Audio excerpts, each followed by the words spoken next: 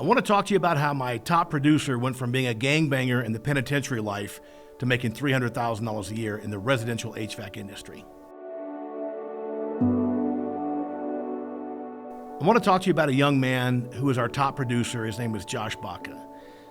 Josh has a really interesting story. I'm not going to go into too much detail because we're going to have him kind of share those, but let us suffice to say that he had a rough upbringing. He totally came from the streets, gangbanging, et cetera, ended up in a penitentiary, and decided at some point that he wanted to change his life. A lot of you guys know my story, 13 years in the penitentiary. My dad dies, it's been 30 years ago, which is hard to imagine, and how that changed my life. But a lot of people think that, well, that's just Weldon Long's story.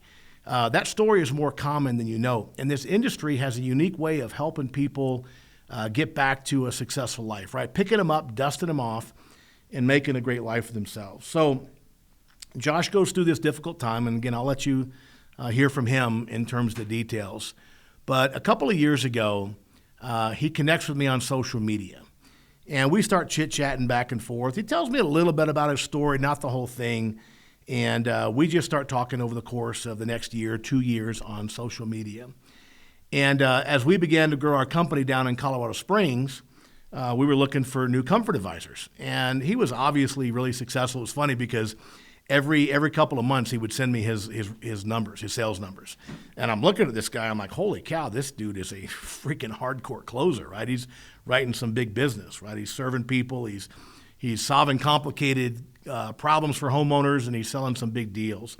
So I wanted to get him in, but he was in a pretty good situation with the company he was at, and he wasn't, he wanted to come to work with us because he knew my background. We had that kind of thing in common.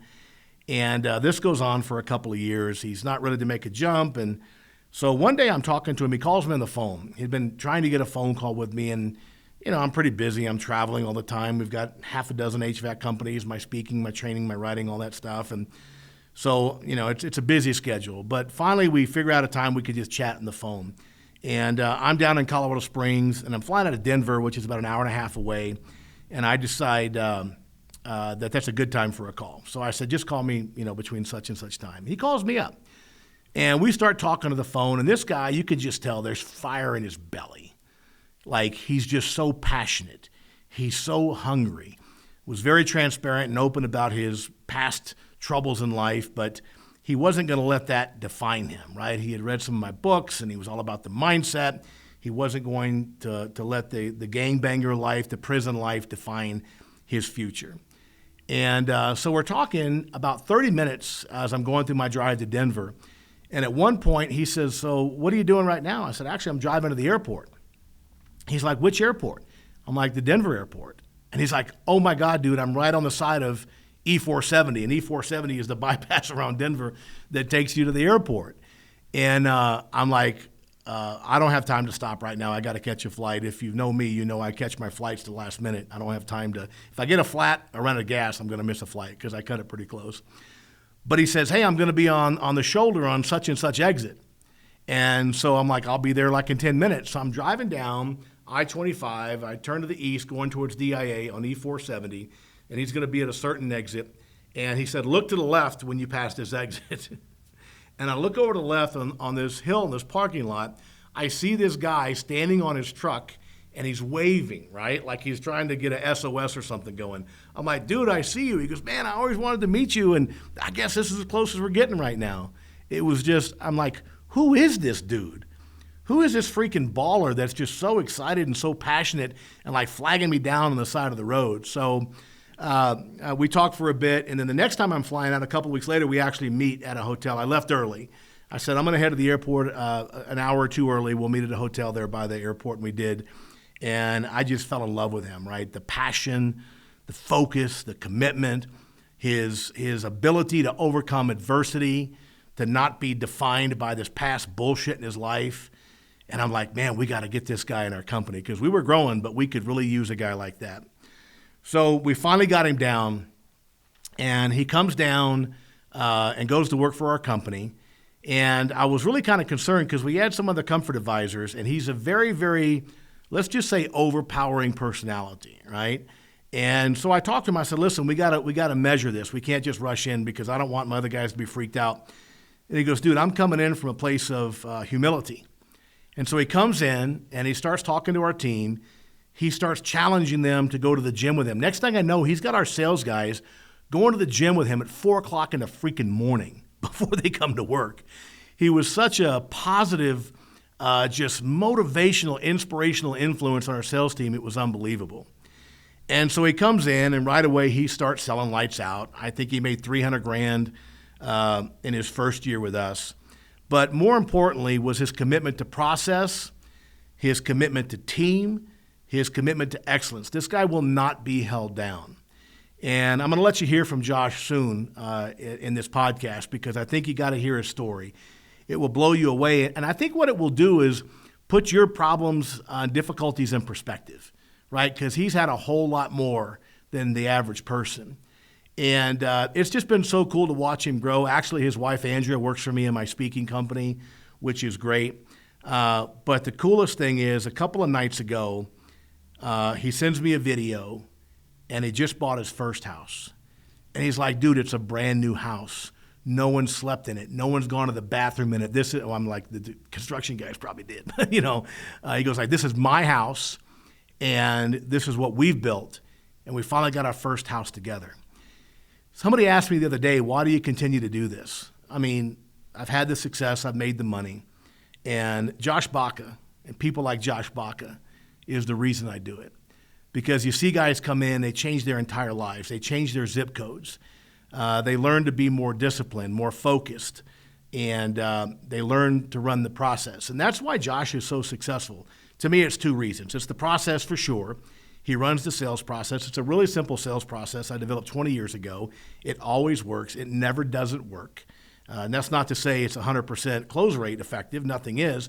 But it's going to work most of the time. But his mindset, having gone through what Josh has gone through, it takes a lot to kind of get him down. And I'm a believer that, your success in life is determined by your ability to deal with bullshit. Because bullshit's coming, right? It's like that old scene in Tombstone, right? You tell him that Wyatt Earp's coming and hell's coming with him, right? Well, that's kind of how life is. Life's coming and hell's coming with it. There's going to be difficulties. And Josh does not allow the difficulties in life to get him down.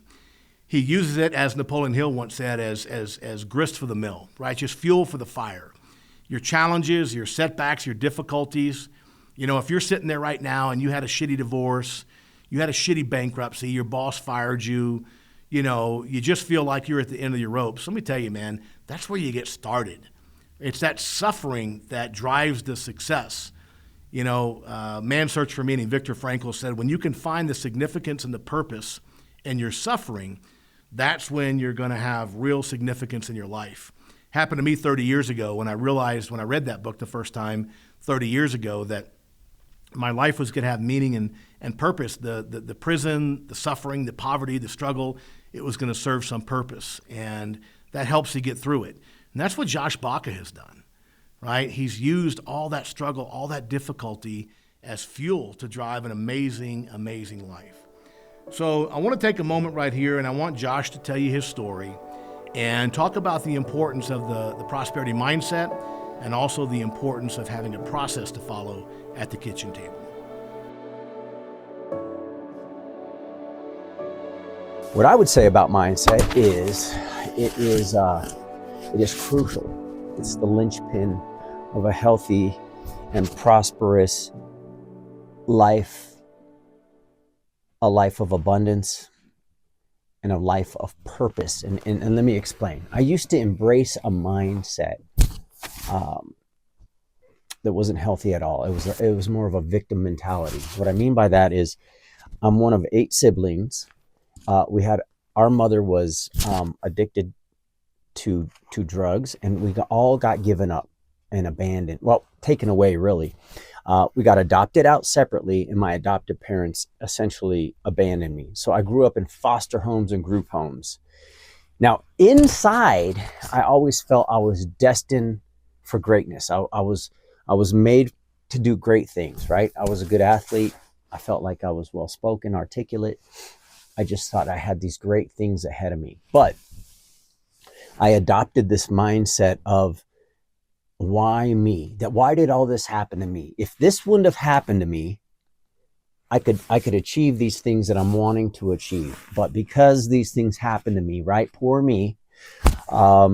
This is what's holding me back in life. This this didn't serve me so well, right? This led me all the way to the state penitentiary for a long time, and I was sitting in there with some professional tough guys, and then I started to realize that this mindset of this victimhood mentality, right? These defense mechanisms of, oh, I'm going to get you before you get me. I'm not going to continue to get crapped on by the world. So let me show you. I'm going to join this organization and I'm going to act out, and it's going to give me a platform to voice how upset I am with the rest of the world for crapping on what could otherwise be an amazing life. Well, that's exactly where it led me, all the way to the bloody end, to the state penitentiary, right? Miserable, depressing place to be. Somewhere along the line, I realized that, I'm not a victim. I need to take responsibility for my actions, how I treat people, how I view the world, and I need to own it, and it's up to me. Once I started to embrace this type of a mindset, this forward-thinking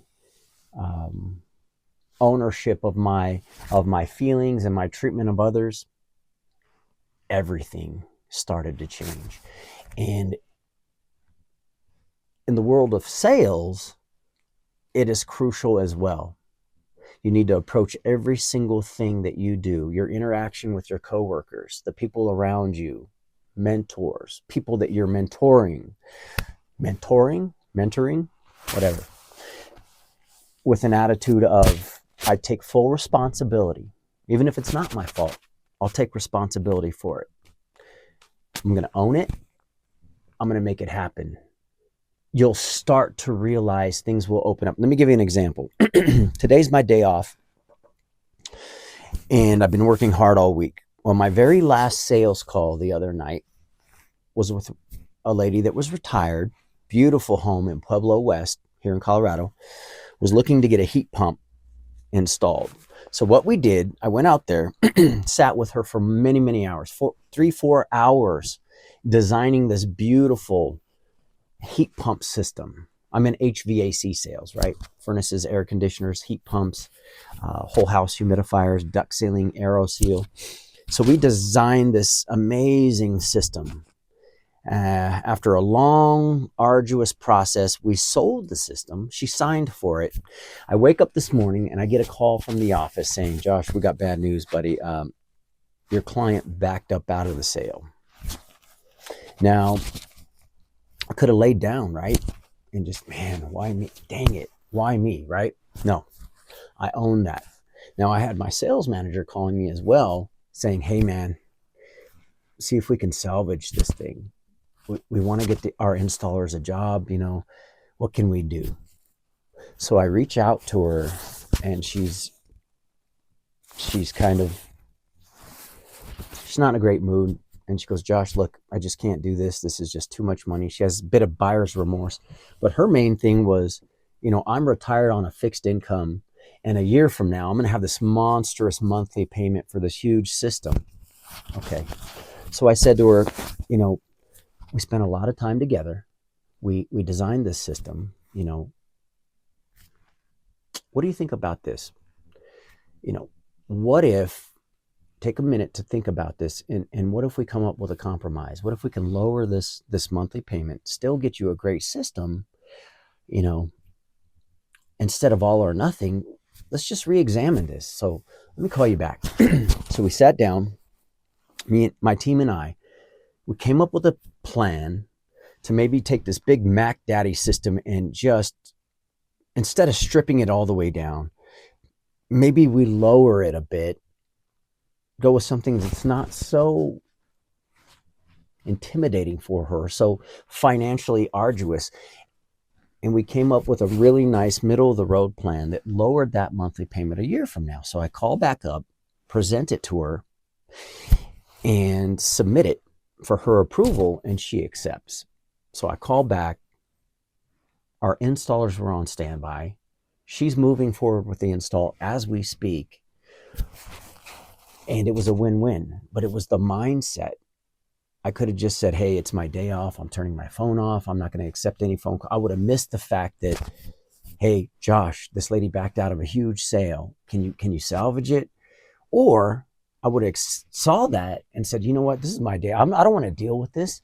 I deserve, excuse me, I deserve some time to myself with my wife. I don't want to deal with this. But I had to do a little gut check, accept full responsibility, re-examine the deal, resubmit the deal to where it worked for her, worked for our team, worked for myself, and everybody wins. So this is just a small encapsulation of what I'm talking about when it comes to mindset. The mindset was there, and so I was able to overcome the challenge, and everybody won. And now I'm obviously condensing this whole story for time purposes. There was a multitude of factors that played into this, but my point is, whether it's in life, whether it's in sales, whatever the case may be, your mindset's going to determine the ultimate outcome when it's all said and done. So I'm living proof of the power of mindset. Man, that dude is just a stud. He's just a rock star. He's just everything that we all should want to become, just realizing our full potential. And so here's the thing. Here's what I want you to do. I want you in the comments below to post questions for Josh, because I'm going to have him in the studio here very soon. We're going to do an in-depth video on his life, on why he's so successful, what makes him tick, and allow him to share with you the ideas, the concepts, the techniques, easy for me to say, that make him successful with respect to the mindset and the sales process. So post your questions below. Let me know what you want to learn from Josh. We'll have him in here, and you'll learn a lot from him. I learn a lot from him all the time.